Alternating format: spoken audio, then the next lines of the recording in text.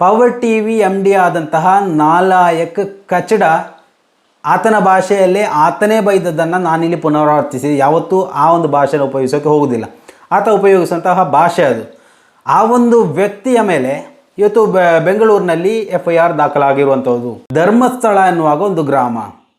ಧರ್ಮಸ್ಥಳ ಗ್ರಾಮದಲ್ಲಿ ಏನಾದರೂ ಒಂದು ಅನ್ಯಾಯ ಆಗಿದೆ ಅಥವಾ ಒಂದು ಕೊಲೆ ನಡೆದರೆ ಧರ್ಮಸ್ಥಳ ಗ್ರಾಮದಲ್ಲಿ ಇಂತಹ ವಿಚಾರ ನಡೆಯಿತು ಅಂತ ಧರ್ಮಸ್ಥಳ ಧರ್ಮಸ್ಥಳ ಧರ್ಮಸ್ಥಳ ಅಂತ ಹೇಳಿದರೆ ಅದು ಹೇಗೆ ಧರ್ಮಸ್ಥಳದ ದೇವಸ್ಥಾನಕ್ಕೆ ಅಪಮಾನ ಆಗುತ್ತೆ?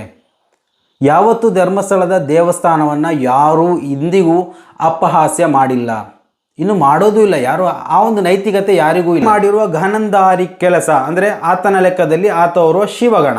ಓಕೆ, ಆ ಶಿವಗಣ ಮಾಡಿದಂತಹ ಕೆಲಸಗಳೇನು ಎನ್ನುವಂತಹ ವಿಚಾರದ ಬಗ್ಗೆ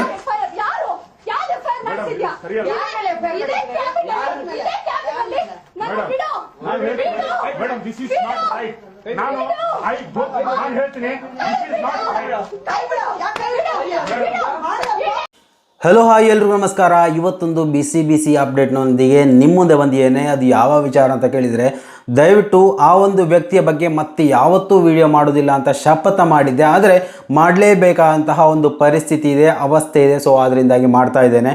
ಬೇರೆ ಯಾರೂ ಅಲ್ಲ, ತನ್ನದೇ ಮಾಧ್ಯಮದಲ್ಲಿ ಕುಳಿತುಕೊಂಡು ಅವ್ಯಾಚ್ಯ ಶಬ್ದಗಳನ್ನು ಮಾತಾಡಿ ಇನ್ನೊಬ್ಬರ ತಾಯಿಗೆ ಬೈಯುವಂತಹ ಆತನನ್ನು ಯಾವ ರೀತಿಯಲ್ಲಿ ಬೈಬೇಕು ಅಂತ ಗೊತ್ತಾಗ್ತಿಲ್ಲ. ಈ ಒಂದು ಪರದೆಯಲ್ಲಿ ನಿಂತುಕೊಂಡು ಆ ಒಂದು ಮಾತುಗಳನ್ನು ಆಡಲು ಖಂಡಿತವಾಗಿಯೂ ನಾನು ಸಿದ್ಧನಿಲ್ಲ. ಒಂದು ಟೈಮಲ್ಲಿ ಈ ಒಂದು ಪವರ್ ಟಿವಿಗೆ ಬೆಂಬಲವಾಗಿ ನಿಂತಿದ್ದಂತಹ ನಾವುಗಳು ಇವತ್ತು ತಲೆ ಹೊಡ್ಕೊಳ್ಬೇಕು.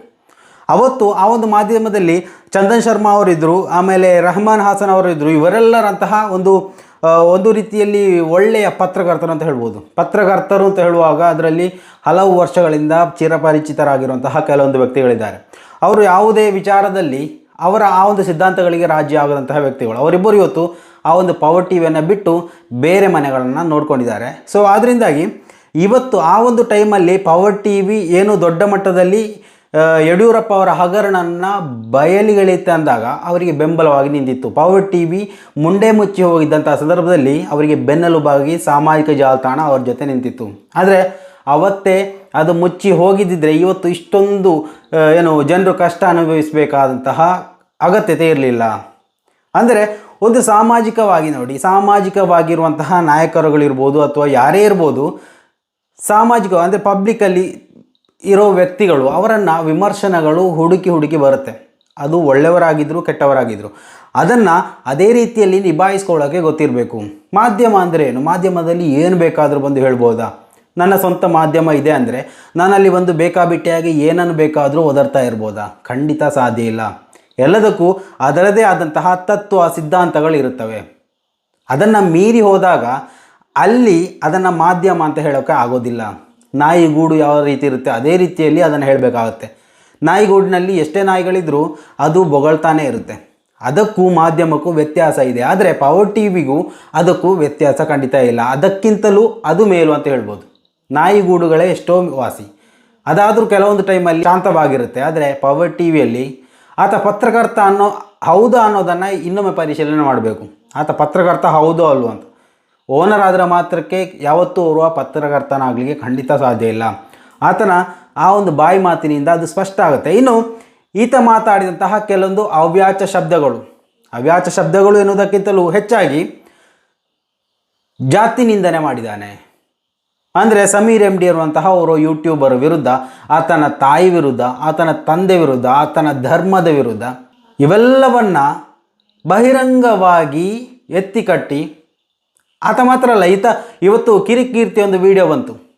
ಕಿರಿಕೀರ್ತಿ ವಿಡಿಯೋ ಕಡೆ ಆಮೇಲೆ ಹೋಗೋಣ, ಆದರೂ ಹೇಳಬೇಕಾಗುತ್ತೆ. ಆಮೇಲೆ ವಸಂತ ಗಿಳಿಯಾರ್, ಆಮೇಲೆ ಬೋಳಂಗಡಿ, ಇವರೆಲ್ಲರೂ ಒಂದು ಧರ್ಮವನ್ನು ಟಾರ್ಗೆಟ್ ಮಾಡುವಂತಹ ಒಂದು ಕೆಲಸವನ್ನು ಮಾಡ್ತಾ ಇದ್ದಾರೆ. ಇಲ್ಲಿ ಧರ್ಮಸ್ಥಳ ಎನ್ನುವಾಗ ಒಂದು ಗ್ರಾಮ. ಧರ್ಮಸ್ಥಳ ಗ್ರಾಮದಲ್ಲಿ ಏನಾದರೂ ಒಂದು ಅನ್ಯಾಯ ಆಗಿದೆ ಅಥವಾ ಒಂದು ಕೊಲೆ ನಡೆದರೆ ಧರ್ಮಸ್ಥಳ ಗ್ರಾಮದಲ್ಲಿ ಇಂತಹ ವಿಚಾರ ನಡೆಯಿತು ಅಂತ ಧರ್ಮಸ್ಥಳ ಅಂತ ಹೇಳಿದರೆ ಅದು ಹೇಗೆ ಧರ್ಮಸ್ಥಳದ ದೇವಸ್ಥಾನಕ್ಕೆ ಅಪಮಾನ ಆಗುತ್ತೆ? ಯಾವತ್ತೂ ಧರ್ಮಸ್ಥಳದ ದೇವಸ್ಥಾನವನ್ನು ಯಾರೂ ಇಂದಿಗೂ ಅಪಹಾಸ್ಯ ಮಾಡಿಲ್ಲ, ಇನ್ನು ಮಾಡೋದೂ ಇಲ್ಲ. ಯಾರು ಆ ಒಂದು ನೈತಿಕತೆ ಯಾರಿಗೂ ಇಲ್ಲ. ಆದರೆ ಧರ್ಮಸ್ಥಳದಲ್ಲಿ ಒಂದು ಅನಾಚಾರ ಸಂಭವಿಸಿದೆ, ಅಲ್ಲಿ ಒಂದು ದುಷ್ಕೃತ್ಯಗಳು ನಡೆದಿದೆ. ಅಲ್ಲಿ SIT ತನಿಖೆಗೆ ಇವತ್ತು ಆದೇಶ ಬಂದಿದೆ. ಆ ಒಂದು ಸಂದರ್ಭದಲ್ಲಿ ಧರ್ಮಸ್ಥಳವನ್ನು ಕೇಂದ್ರೀಕರಿಸಿ ಹಲವು ಮಾಧ್ಯಮಗಳು ಇವತ್ತು ಅಂತಾರಾಷ್ಟ್ರೀಯ ಮಾಧ್ಯಮಗಳು ಕೂಡ ಧರ್ಮಸ್ಥಳ ಎನ್ನುವಂತಹ ಒಂದು ಟಾಪಿಕಲ್ಲಿ ನ್ಯೂಸನ್ನು ಬಿಡ್ತಾ ಇದೆ. ಅಂದರೆ ಧರ್ಮಸ್ಥಳದಲ್ಲಿ ಇಂತಹ ಒಂದು ಅಹಿತಕರ ಘಟನೆ ಮೊದಲು ನಡೆದಿದೆ, ಇವತ್ತು ನಡೀತಾ ಇದೆ ಅಂತ ಯಾರೂ ಹೇಳ್ತಾ ಇಲ್ಲ, ಮೊದಲು ನಡೆದಿದೆ. ಮೊನ್ನೆ ರಿಪೋರ್ಟ್ ನೋಡಿದರೆ ಗೊತ್ತಾಗುತ್ತೆ, 2012ರಿಂದ 2020 ಒಳಗೆ 100ಕ್ಕಿಂತಲೂ ಹೆಚ್ಚು ಅಪರಿಚಿತ ಶವಗಳು ಸಿಕ್ಕಿದೆ ಅಲ್ಲಿ. ಅಂದರೆ ಅದೇ ಅಂತ ಹೇಳೋಕ್ಕಾಗಲ್ಲ ಏನು, ಆದರೂ ಅಪರಿಚಿತ ಶವ ಅಂದರೆ ಯಾರೂ ವಾರಸುದಾರರಿಲ್ಲದಂತಹ ಶವಗಳು. ಇವಕ್ಕೆಲ್ಲದಕ್ಕೂ ಉತ್ತರ ಕಂಡುಹಿಡಿಬೇಕಾದ್ರೆ ನ್ಯಾಯಯುತವಾಗಿ ಇಲ್ಲಿ ತನಿಖೆ ಆಗಬೇಕು. ಇವತ್ತು SIT ಏನೋ ಬಂದಿದೆ, ಆ SITಯಿಂದಲೂ ಓರ್ವ ಪೊಲೀಸ್ ಅಧಿಕಾರಿ ಹಿಂದೆ ಸರಿದಿದ್ದಾರೆ ಅಂದರೆ ಎಷ್ಟು ದೊಡ್ಡ ಮಟ್ಟದಲ್ಲಿ ಒತ್ತಡಗಳು ಎದುರಿಸಬೇಕಾಗುತ್ತೆ ಅನ್ನುವಂತಹ ವಿಚಾರ ಅವರಿಗೆ ಗೊತ್ತಿದೆ. ಆ ವಿಚಾರ ಅಲ್ಲಿರಲಿ. ಇವತ್ತು ಮಾತಾಡೋಕ್ಕೆ ಹೋಗೋದು ಪವರ್ TV MD ಆದಂತಹ ನಾಲಾಯಕ್ ಕಚಡ, ಆತನ ಭಾಷೆಯಲ್ಲೇ ಆತನೇ ಬೈದದ್ದನ್ನು ನಾನಿಲ್ಲಿ ಪುನರಾವರ್ತಿಸಿ ಯಾವತ್ತೂ ಆ ಒಂದು ಭಾಷೆನ ಉಪಯೋಗಿಸೋಕ್ಕೆ ಹೋಗೋದಿಲ್ಲ. ಆತ ಉಪಯೋಗಿಸುವಂತಹ ಭಾಷೆ ಅದು. ಆ ಒಂದು ವ್ಯಕ್ತಿಯ ಮೇಲೆ ಇವತ್ತು ಬೆಂಗಳೂರಿನಲ್ಲಿ FIR ದಾಖಲಾಗಿರುವಂಥದ್ದು. ಅಂದರೆ FIR ದಾಖಲು ಮಾಡಿದ್ದು ಭಾಸ್ಕರ್ ಪ್ರಸಾದ್, BR ಭಾಸ್ಕರ್ ಪ್ರಸಾದ್ ಎನ್ನುವಂತಹ ನಾಯಕರು. ಓಕೆ, ಯಶವಂತಪುರ ಪೊಲೀಸ್ ಠಾಣೆಯಲ್ಲಿ ಒಂದು FIR ದಾಖಲಾಗಿದೆ. ಯಾವ ಕಾರಣಕ್ಕೆ? ಜಾತಿ ನಿಂದನೆ, ಆಮೇಲೆ ತಂದೆಯನ್ನು ಬೈಯೋದು, ತಾಯಿಯನ್ನು ಬೈಯೋದು, ಹುಟ್ಟನ್ನು ಬೈಯೋದು, ಧಾರ್ಮಿಕವಾಗಿ ಪ್ರಚೋದನೆ ಮಾಡುವುದು, ಇವೆಲ್ಲ ಆರೋಪಗಳ ಮೇಲೆ FIR ಪ್ರಕರಣ ದಾಖಲಾಗಿದೆ. FIR ಆಗಿದೆಯಾ ಅಂತ ಗೊತ್ತಿಲ್ಲ, ಇನ್ನು ಆ ವಿಷಯಕ್ಕೆ ನನಗೆ ನೋಟಿಸ್ ಬರೋದು ಬೇಡ. ಸೊ ಆ ಒಂದು ವಿಚಾರದ ಬಗ್ಗೆ ಮಾತಾಡಿ ಈತ ಈ ಒಂದು ಮಾಧ್ಯಮದಲ್ಲಿದ್ದುಕೊಂಡು ಮಾತಾಡೋಕ್ಕೆ ಅರ್ಹನೇ ಅನ್ನುವಂತಹ ಒಂದು ಕ್ವಶನ್ಗೆ 1-2-3 ವಿಡಿಯೋಗಳನ್ನು ಪ್ಲೇ ಮಾಡಿ ಆ ಒಂದು ವಿಚಾರವನ್ನು ನೋಡಿ ಆಮೇಲೆ ನೀವು ಕಮೆಂಟ್ ಮಾಡಿ, ರಾಕೇಶ್ ಶೆಟ್ಟಿ ಎನ್ನುವಂತಹ ವ್ಯಕ್ತಿ ಮಾಧ್ಯಮದಲ್ಲಿ ಕುಳಿತುಕೊಳ್ಳೋಕೆ ಅರ್ಹನೇ ಅಥವಾ ಎಲ್ಲಾದರೂ ಸಾಮಾಜಿಕವಾಗಿ ಆತ ಮುನ್ನೆಲೆಯಲ್ಲಿರೋಕೆ ಅರ್ಹನೇ ಅನ್ನುವಂತಹ ಕ್ವಶನನ್ನು ಇಲ್ಲಿ ಕೇಳ್ತೇನೆ, ನೀವು ಆನ್ಸರ್ ಮಾಡಬೇಕು. ಓಕೆ, ಇನ್ನು ಪ್ರಕರಣ ದಾಖಲಾಗಿರುವಂತಹುದು ಸೌಜನ್ಯ ಪರ ಹೋರಾಟಗಾರರು ಮತ್ತು ಯೂಟ್ಯೂಬರ್ಗಳ ವಿರುದ್ಧ ಅವ್ಯಾಚ್ಯ ಪದಬಳಕೆ, ಕೊಲೆ ಮತ್ತು ಹಲ್ಲೆಗೆ ಪ್ರಚೋದನೆ, ದೇವರು ಧರ್ಮ ನಿಂದನೆ ಹಾಗೂ ಹೆಣ್ಣು ಮಕ್ಕಳ ಶೀಲಕ್ಕೆ ಧಕ್ಕೆ ತರುವಂತೆ ಮಾತನಾಡಿದ ಪವರ್ TVಯ ಮ್ಯಾನೇಜಿಂಗ್ ಡೈರೆಕ್ಟರ್ ರಾಕೇಶ್ ಶೆಟ್ಟಿಯ ವಿರುದ್ಧ ದೂರು ಸಲ್ಲಿಸಿದ ಬಗ್ಗೆ. ಮೇಲ್ಕಂಡ ವಿಷಯಕ್ಕೆ ಸಂಬಂಧಿಸಿದಂತೆ BR ಭಾಸ್ಕರ್ ಪ್ರಸಾದ್ ಆದ ನಾನು ನೀಡುವ ದೂರು ಏನೆಂದರೆ, ಪವರ್ TVಯ ಮ್ಯಾನೇಜಿಂಗ್ ಡೈರೆಕ್ಟರ್ ರಾಕೇಶ್ ಶೆಟ್ಟಿ ತನ್ನ ನ್ಯೂಸ್ ಚಾನೆಲ್ ಡಿಬೇಟ್ಗಳಲ್ಲಿ ಧರ್ಮಸ್ಥಳದ ಸೌಜನ್ಯ ಪರವಾಗಿ ನ್ಯಾಯಕ್ಕಾಗಿ ಆಗ್ರಹಿಸುತ್ತಿರುವ ಹೋರಾಟಗಾರರನ್ನು ನೀವು ನಿಮ್ಮ ಅಪ್ಪಂದಿರಿಗೆ ಹುಟ್ಟಿಲ್ಲ, ನಿಮ್ಮ ಸರ್ಟಿಫಿಕೇಟ್ಗಳಲ್ಲಿ ಇರುವ ಹೆಸರು ನಿಮ್ಮ ಅಪ್ಪಂದೇ ಇರುವುದಿಲ್ಲ, ನೀವು ಯಾರಿಗೆ ಹುಟ್ಟಿದ್ದೀರೋ ಗೊತ್ತಿಲ್ಲ, ನಿಮ್ಮ ಮೈಯಲ್ಲಿ ಹರಿಯುತ್ತಿರುವುದು ನಿಮ್ಮ ಅಪ್ಪಂದಿರ ರಕ್ತವೇ ಅಲ್ಲ ಅಂತ ಅವರ ತಾಯಂದಿರನ್ನು ಅವಮಾನಿಸುವ ರೀತಿಯಲ್ಲಿ, ಅವರ ಶೀಲಕ್ಕೆ ಮತ್ತು ಗುಣನಡತೆಗಳಿಗೆ ಧಕ್ಕೆ ತರುವ ರೀತಿಯಲ್ಲಿ ಮಾತನಾಡಿರುವುದು ಮತ್ತು ದೇವರು ಧರ್ಮದ ಹೆಸರುಗಳನ್ನು ಮುಂದಿಟ್ಟುಕೊಂಡು ಹೆಣ್ಣಿನ ಶೀಲ ಮತ್ತು ಚಾರಿತ್ರ್ಯ ಹರಣ ಮಾಡುವಂತೆ ಪದ ಬಳಕೆಗಳ ಮೂಲಕ ದೇವರು ಮತ್ತು ಧರ್ಮವನ್ನು ಅಪಮಾನಕ್ಕೆ ಈಡು ಮಾಡಿರುತ್ತಾನೆ. ಸೌಜನ್ಯ ಪರ ನ್ಯಾಯಕ್ಕಾಗಿ ಧ್ವನಿ ಎತ್ತಿರುವ ಹೋರಾಟಗಾರರನ್ನು ಕೊಲೆ ಮಾಡಿಸುವ ಮತ್ತು ಅವರ ಮೇಲೆ ಹಲ್ಲೆ ಮಾಡಿಸುವ ಪ್ರಚೋದನಕಾರಿಯಾದಂತಹ ಹೇಳಿಕೆಗಳನ್ನು ತನ್ನ ನ್ಯೂಸ್ ಚಾನೆಲ್ನ ಮೂಲಕ ನೀಡುವುದು ಮುಂತಾದ ಕಾನೂನು ಬಾಹಿರ ಮತ್ತು ಸಮಾಜದ ಶಾಂತಿ ಕದಡುವ ದುಷ್ಟಕೃತ್ಯಗಳನ್ನು ರಾಕೇಶ್ ಶೆಟ್ಟಿ ಮಾಡಿಕೊಂಡು ಬರುತ್ತಿದ್ದಾರೆ.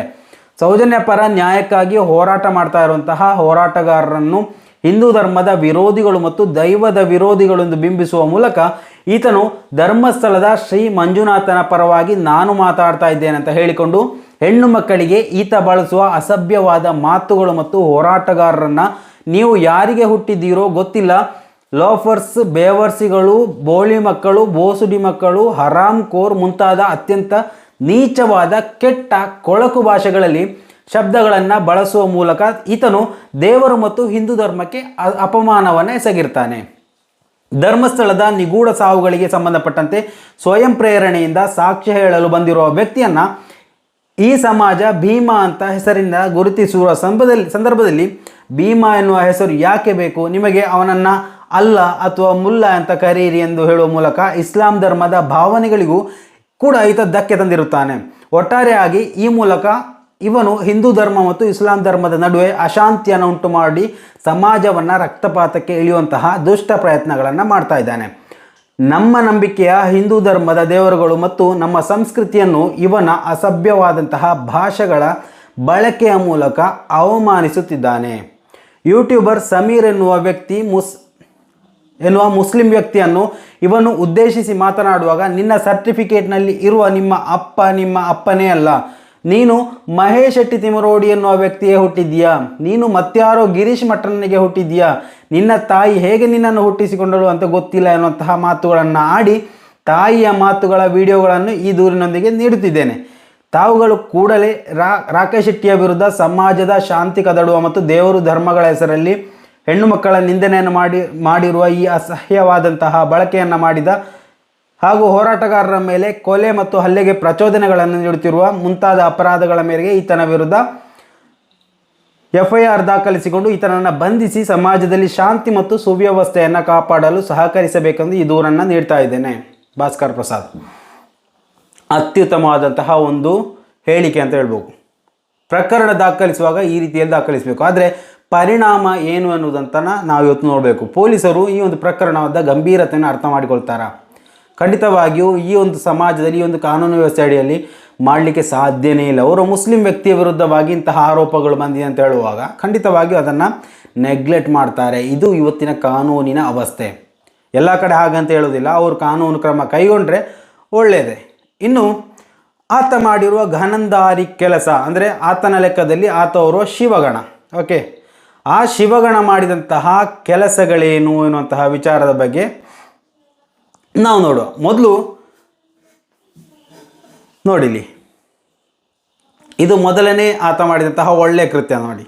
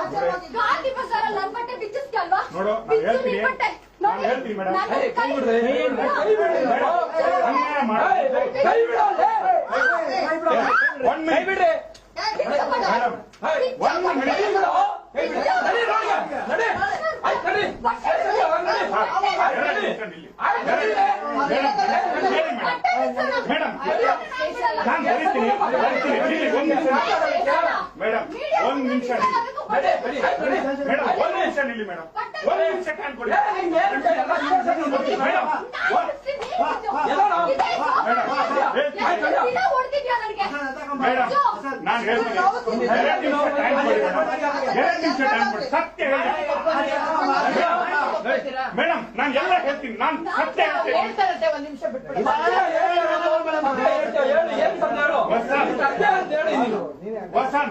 ನಾನು ನಿಮ್ಗೆ ಹೇಳ್ತೀನಿ.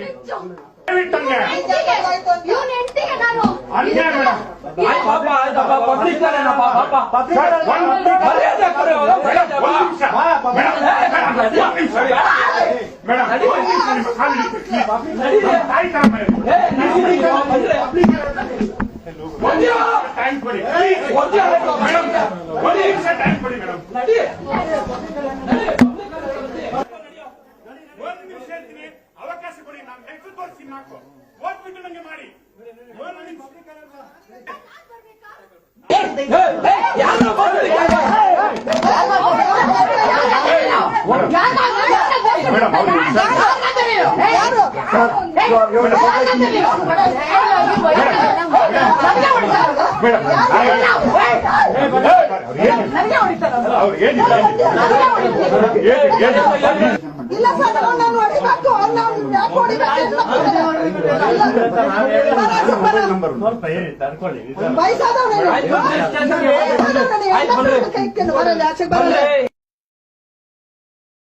ಈತ ಮಾಡಿದಂತಹ ಪುಣ್ಯ ಕರ್ಮದ ಒಂದು ವಿಡಿಯೋ ಇದು. ಇನ್ನೊಂದು ವಿಡಿಯೋ ಇದೆ ನೋಡಿ, ಇನ್ನೊಂದು ವಿಡಿಯೋ ಇದೆ. ಆತ ಗಾಂಧಿನಗರದಲ್ಲಿ ಆ ಹೆಣ್ಣು ಮಗುವಿನ ಬಟ್ಟೆ ಬಿಚ್ಚಿಸ್ತಾನಂತೆ. ಆ ಒಂದು ಬಟ್ಟೆ ಬಿಚ್ಚಿಸೋಕ್ಕೆ ಹೋಗಿ ಸಿಕ್ಕಿದಂತಹ ಪುಣ್ಯ ಕರ್ಮ ಅದು ನೋಡಿ, ಆತನ ಗನಾಂಧಾರಿ ಕೆಲಸ ನೋಡಿ. ಇನ್ನೊಂದು ವಿಡಿಯೋ ಆಗ್ತಾನೆ ನೋಡಿ. ಬ್ಲಾಕ್ ಮೇಲ್ ಮಾಡೋದು, ನೀವು ಬ್ಲಾಕ್ ಮೇಲ್ ಮಾಡೋದು.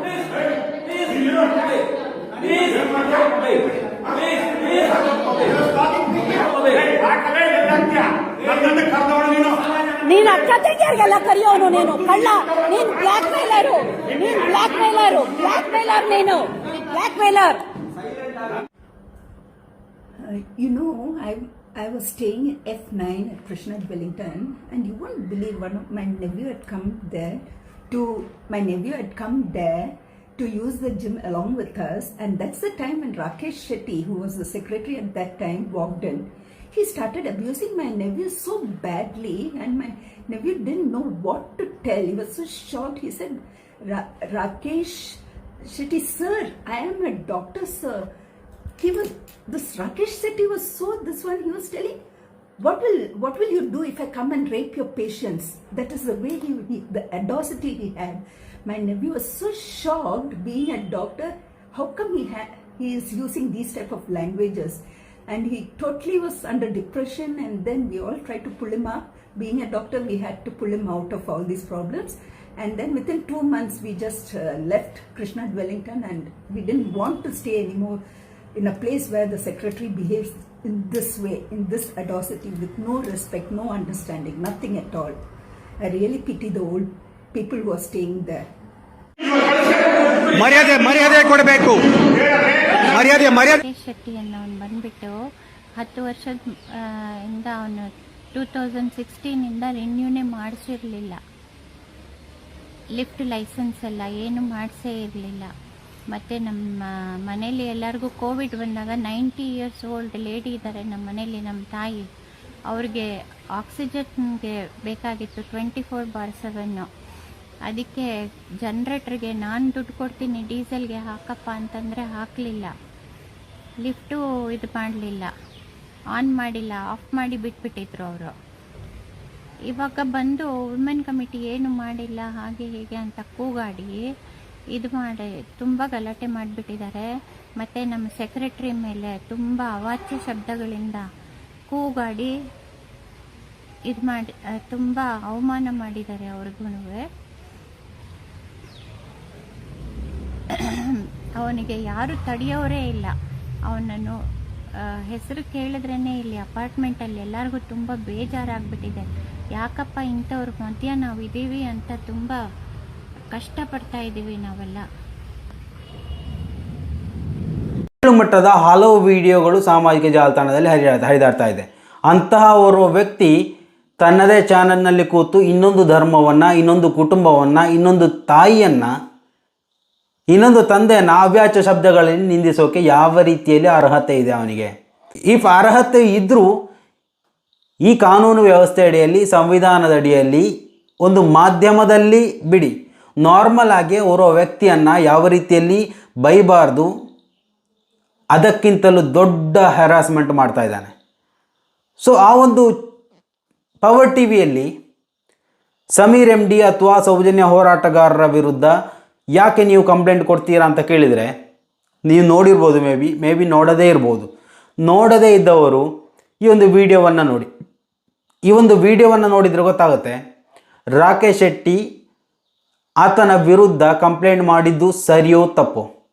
ಆತನ ಪವರ್ ಟಿವಿ ಚಾನಲ್ ಇನ್ನು ಮುಂದೆ ನಮ್ಮ ರಾಜ್ಯದಲ್ಲಿ ಇರಬೇಕೋ ಬೇಡೋ ಅನ್ನೋದು ಆವಾಗ ನಿಮಗೆ ಗೊತ್ತಾಗುತ್ತೆ. ಆ ಒಂದು ವಿಡಿಯೋ ನೋಡ್ಕೊಂಬರೋಣ.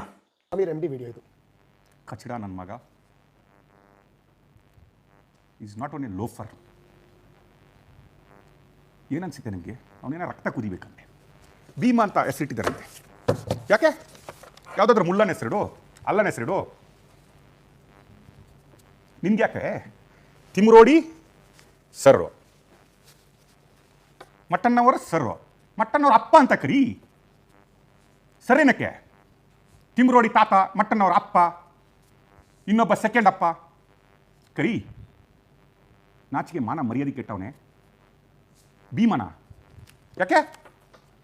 ಬೇರೆ ಯಾರಲಿಲ್ವಾ ನಿನಗೆ ಹೆಸರು? ನಿನ್ನ ಅಪ್ಪನೇ ಸರಿಯಾದ ಹೆಸರು ಇಟ್ಕೊಳ್ಳಿಕ್ಕೆ ಕಲಿಯಲೇ. ಹಲ್ಕ ನನ್ನ ಮಗನೇ, ನಿನ್ಗೆ ಹೇಳ್ತೀನಿ. ಏನೋ ಧರ್ಮಸ್ಥಳದ ಬಗ್ಗೆ ಕಾವಂದ್ರಿಗೆ ನಕಲಿ ದೇವಮಾನವ ಅಂತ ಹೇಳ್ತೀಯ? ನಕಲಿ ದೇವಮಾನವ ಅಂತ ಹೇಳ್ತೀಯ? ನಿನ್ನೆ ಹುಟ್ಟೇ ನಕಲಿ. ನಾನು ಹೇಳ್ತೀನೋ ನೀನು ಹೇಳ್ದಂಗೆ? ನೀನು ಯಾರಿಗೆ ಹುಟ್ಟಿದ್ಯಾ ಅಂತ ನಿನಗೆ ಗೊತ್ತಿಲ್ಲ ಅಂತ ಹೇಳ್ತೀನಿ. ನಿನ್ನ ಅಪ್ಪ ನಿನ್ನ ಸರ್ಟಿಫಿಕೇಟಲ್ಲಿ ಇದ್ದವನು ಅಲ್ಲ ಅಂತ ಹೇಳ್ತೀನಿ.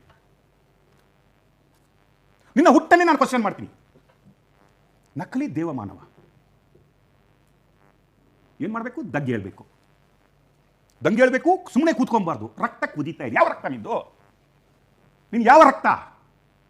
ನಿನ್ಗೊಬ್ಬನಿಗೆ ರಕ್ತ ಇರೋದು, ನಿನ್ನ ಅಪ್ಪಂದ್ರಿಗೆ ಮಾತ್ರ ರಕ್ತ ಇರೋದು. C intention behind it I am saying. ನಾನು ಹೇಳ್ತಾ ಇರೋದು ಇಂಟೆನ್ಷನ್ ಬಿಹೈಂಡ್ ಇಟ್. ಏನು ಪ್ರೂವ್ ಆಯ್ತಾ ದಂಗೆ ಹೇಳಲಿಕ್ಕೆ? ಏನು ತಿಮರೋಡಿ ನಿನ್ನ ಅಪ್ಪನ,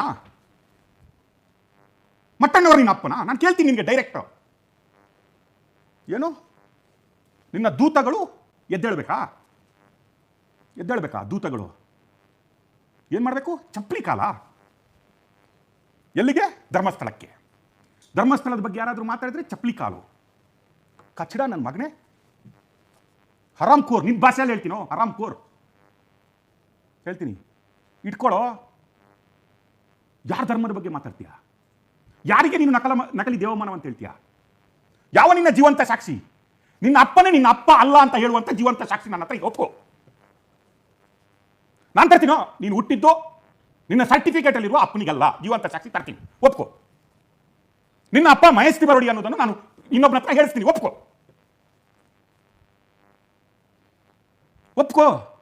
ನಾವು ಒಪ್ಕೊಬೇಕಾ?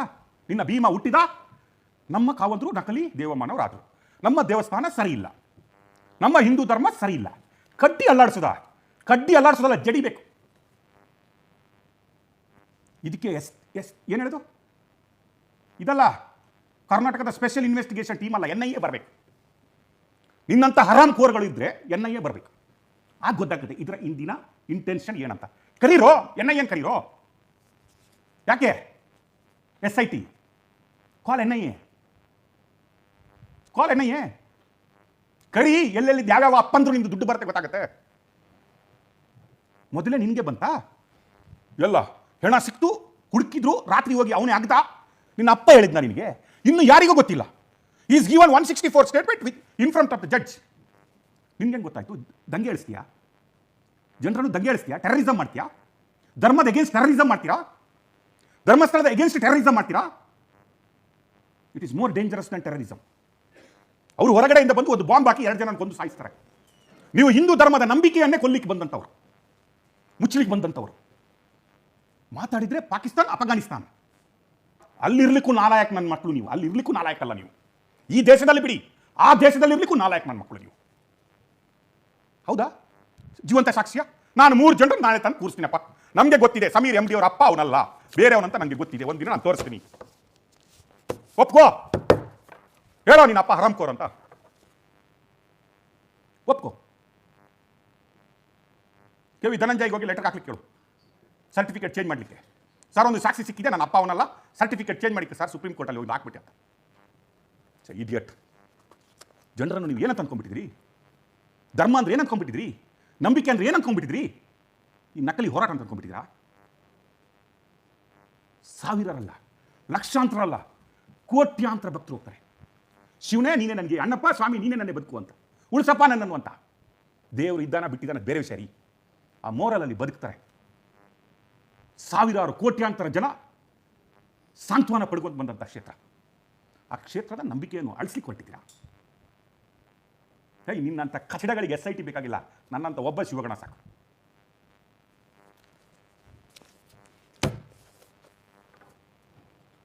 This is what. ಇನ್ನೂ ನಿಮಗೆ ಕಾಮನ್ ಸೆನ್ಸ್ ಇಲ್ಲ ಅಂದರೆ we are unfit to live, we are unfit to call Hindus. ತಲೆಬುರುಡಬೇಕಲ್ಲ, ಹುಡುಕಿದ್ರಲ್ಲ ರೇಪಿಸ್ಟ್ಗಳ. ತೋರಿಸ್ತೀನಿ ತಲೆಬುರುಡಿಯ ರಹಸ್ಯ ಏನಂತ. ಅದು ನೋಡಿ, ಅದ್ರ ನಂತರ ಕಮೆಂಟ್ ಮಾಡೋ ನೀವು. Take it. ಎಸ್, ಇದು ಆತ ಬಳಸಿದಂತಹ ಪದಗಳು. ಕರ್ನಾಟಕದ ಕನ್ನಡದ ಪದಗುಂಚಗಳಲ್ಲೇ ಇಂತಹ ಅವ್ಯಾಚ ಪದಗಳು ಬಂದಿರಲಿಕ್ಕಿಲ್ಲ, ಹೊಸದಾಗಿ ಹುಡ್ಕೊಂಡದವು. ಇವೆಲ್ಲವನ್ನು ತನ್ನ ಮಾಧ್ಯಮದ ಮುಂದೆ ಆ ಒಂದು ಪರದೆಯಲ್ಲಿ ಸಾವಿರಾರು ಮಂದಿ ಕೇಳೋ ರೀತಿಯಲ್ಲಿ ಒದರ್ತಾನೆ ಅಂದರೆ ಆತನ ಜೊತೆ ಇದ್ದಂತಹ ಪತ್ರಕರ್ತ ನಾಚಿಕೆಯಾಗಬೇಕು. ಆತನ ಜೊತೆಯಲ್ಲಿ ನಿಂತು ನಿಮ್ಮ ಆ ಒಂದು ಜರ್ನಲಿಸಮ್ ಎನ್ನುವಂತಹ ಒಂದು ಪದವಿಗೆ ಕಳಂಕ ತರ್ತಿರಲ್ಲ, ನಿಮಗೆ ನಾಚಿಕೆ ಆಗಬೇಕು.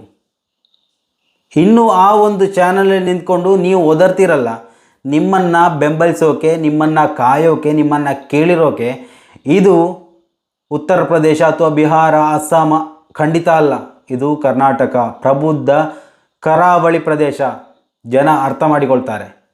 ಸ್ನೇಹಿತರೆ, ದಯವಿಟ್ಟು ನಿಮ್ಮ ಅಭಿಪ್ರಾಯಗಳನ್ನು ಕಮೆಂಟ್ ಮಾಡಿ. ಮುಂದಿನ ಮಾಹಿತಿಯೊಂದಿಗೆ ಮತ್ತೆ ಭೇಟಿಯಾಗೋಣ. ಅಲ್ಲಿವರೆಗೂ ನಮಸ್ಕಾರ.